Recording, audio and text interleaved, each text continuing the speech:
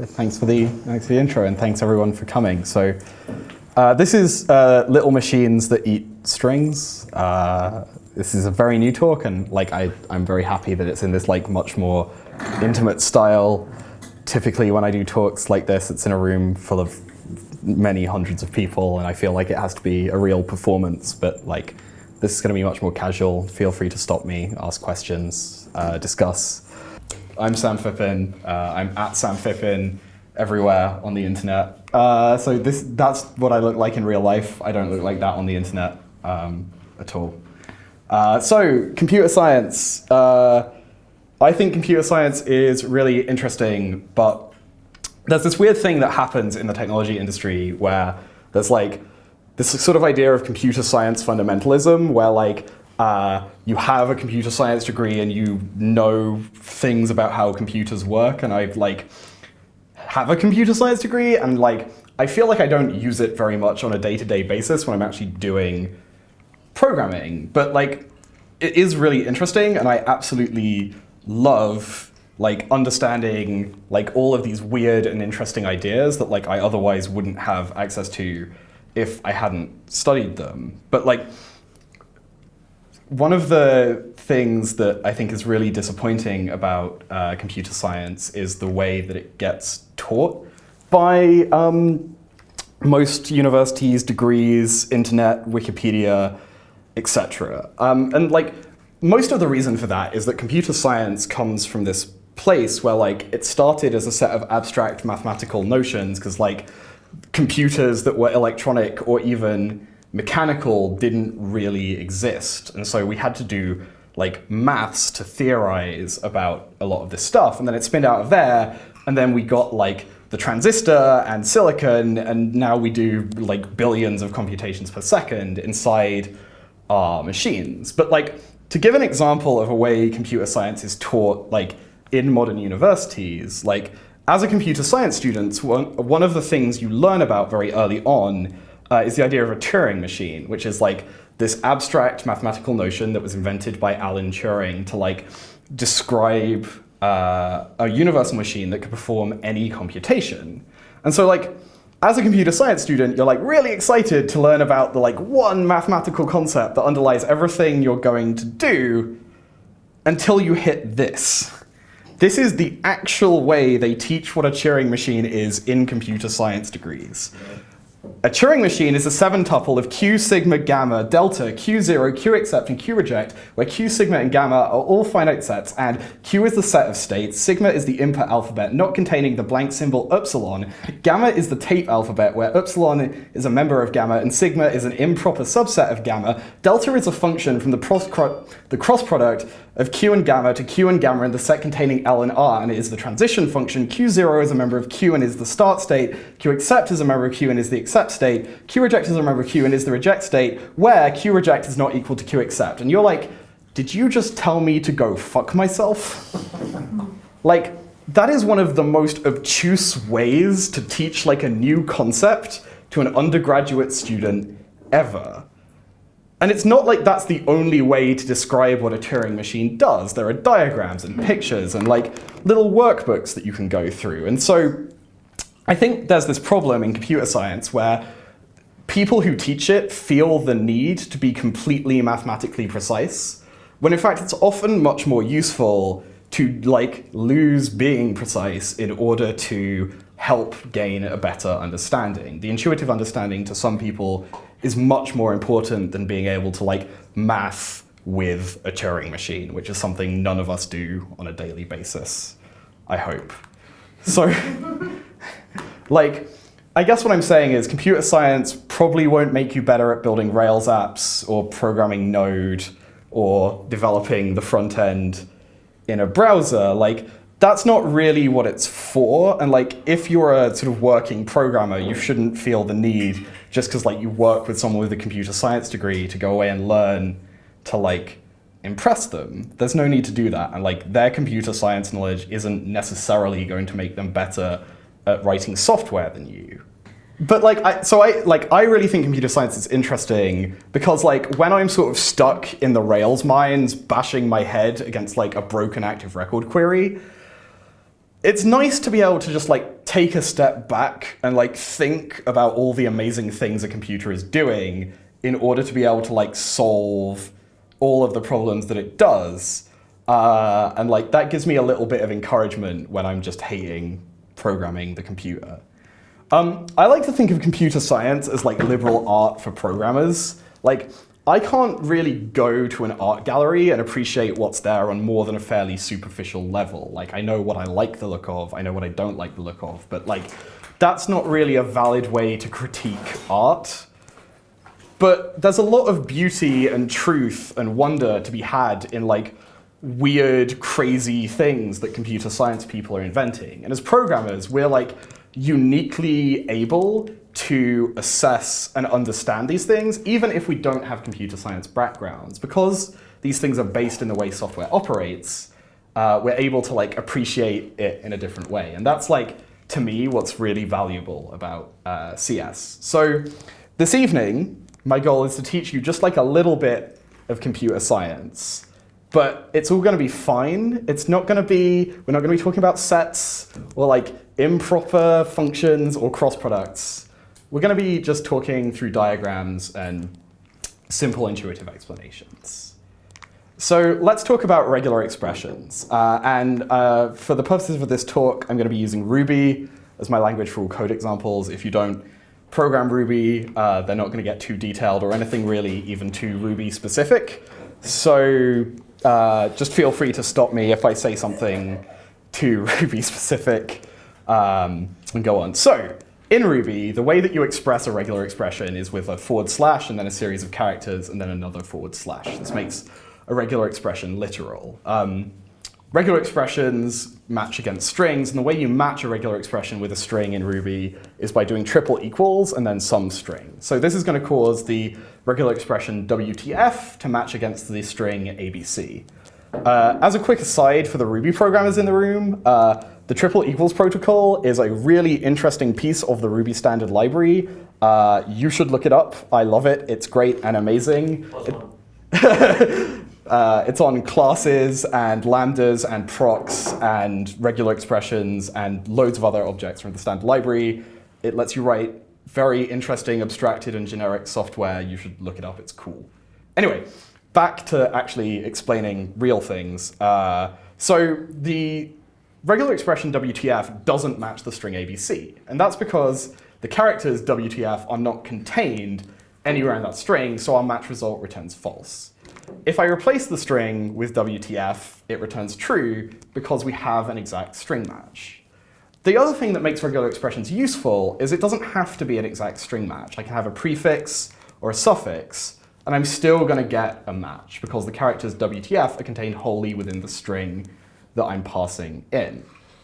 But like, the question is like, how does that work? Like, what is it that actually powers regular expressions and how do they work? And this is going to be our subject for this evening, looking at the underlying model of what a regular expression is. So I'm going to move to a halfway point first and introduce a model that says we don't speak English or specifically any other human language. We're going to completely replace any notion of an alphabet with one that we have control over. And in this case, there are only going to be two characters, a filled-in square and a square with a cross inside it. But nothing else has changed. The world is still the same. Strings work in exactly the same way. So just like you express strings in Ruby with double quotes, we can do so in our new language, filled-in square, crossed out, and so on, all the way through all possible strings. There are infinite strings, so I'm not going to show you all of them, but you get the idea. Regular expressions in this like modified Ruby also work in the same way. So I do a / and then I express characters, and then I invoke triple equals with a string to get either a true or false. So here, because I have a regular expression matching filled-in square, I do triple equals and it returns true. If I switch the string to a crossed out square, it doesn't match the regular expression anymore, and we return false. It doesn't matter how many of the non-matching characters are there, I'm always going to return false, and it doesn't matter what else is in the string, as long as the character I'm looking for is there, we're going to return true. We can have postfixes, suffixes, lots of characters, and so on. The thing that's sort of important to note here is the state of the thing. The way regular expressions work is they scan over the strings that are provided to them, a character at a time. And they transition from either returning false or true, depending on the characters they encounter as they're doing that scan over. In the case where we match against a single character, as we consume the characters from the string, if we encounter the character we're looking for, some state is going to flip in our regular expression to state that we've got a match. And it doesn't matter what other characters we encounter in that string, we've matched, and so we're always going to return true. So now, let's talk about regular expressions abstracted away from any particular programming language. I shouldn't have to work too hard to convince you that in this world, the regular expression is the machine. It's the thing doing all of the work and the thing that has the behavior. The string doesn't know the specifics of doing a match against any particular regular expression, but rather the regular expression knows all of the behavior to match against a string. As we saw earlier, regular expression matches either return true or false, and so it doesn't really make sense to talk about a regular expression being in any other state than matching or not matching. Here that's represented by box with a frowny face and box with a smiley face, but you could pick anything here. Additionally, these machines, these regular expressions have a starting state. If we have a regular expression looking for a particular substring, then it's not going to start in a state where it's not either matching or not matching, but rather it's going to be not matching. Here we're looking for a string that has at least one crossed out square in it, and we haven't encountered any characters yet, and because we've encountered no characters, we've not encountered at least one crossed out square, so we don't have a match. If we create a regular expression that matches the empty string, however, then it's going to start in the matching state, because if we're looking for the empty string and we've consumed no characters, then we have the empty string present in the regular expression. So machines can start in either a rejecting or accepting state. So let's think a little bit about the operation of these machines. So if we have the regular expression single crossed out square, we know from earlier that it starts in the not matching state, but what happens when we feed it this string? Well, what the regular expression is going to do is consume each character one at a time, and then the state will change based on the characters it encounters. So in this case, we consumed a filled-in square, and there was no state change because the filled-in square is not the character we're looking for. However, when we consume the crossed-out square character, the state of the machine will change from not matching to matching. We've satisfied our regular expression, and from then on, it doesn't matter what characters we consume, the state will stay exactly the same because we've matched the regular expression we're looking for. So, what does the inside of one of these machines look like? Well, we're going to start from here, and we're just going to zoom in a little bit. It's good to give a talk with beer. That's not a thing I usually do, but... So what happens when we take that same string and provide it to the inside of this regular expression? Well, earlier we established that the machine starts in a state where it's not matching, and we'll represent that with a single individual state, which is our frowny face because we haven't matched. To indicate the state the machine is currently in, we'll add a pointer pointing to the state, and because this is our first state, we'll also label it as the starting state. So what happens when we consume the first character off that string? Well, it comes off the string and it enters into the state the machine is currently in. Now, we know that the machine has to do something with this character, and what happens when regular expressions consume characters is called transitions. Now, because this character isn't going to have any effect on the state the regular expression is in, we can model that as the transition going from the state we're currently in back to itself. And the character will follow that path, be consumed, and then we'll move on to the next one. So what happens when we consume the character that we're looking for, the crossed out square? Well, just as previously, it's going to enter the state that we're currently in, but we know that the crossed out square is the thing that's going to cause us to match the regular expression, so we're going to need our matching state. We can call the matching state many things, but most oftenly in the computer science text it's referred to as the accepting state, and we'll need a transition arrow from the starting state to the accepting state. The character will then follow that transition and be consumed. Because the character was consumed in a different state, the state the regular expression is in will change to our accepting state, and then we'll move on. Consuming the final character of the string will cause that character to appear now in our accepting state, not in our starting state. Characters always appear in the state the regular expression is currently in, not necessarily the starting state at any individual time. So that character will be consumed, but the question is, what does the transition from this state look like? Well, as we established earlier, we can feed arbitrary characters into a regular expression once it's matched, and nothing will change. So in this case, we'll add a transition back to itself, and we'll accept both the filled-in square character and the crossed-out square character, and this will move, be consumed, and we're done. We've consumed all of our string. The state that we're in, as indicated by the little diagonal arrow at the top right there, is the accepting state, and so we'll match.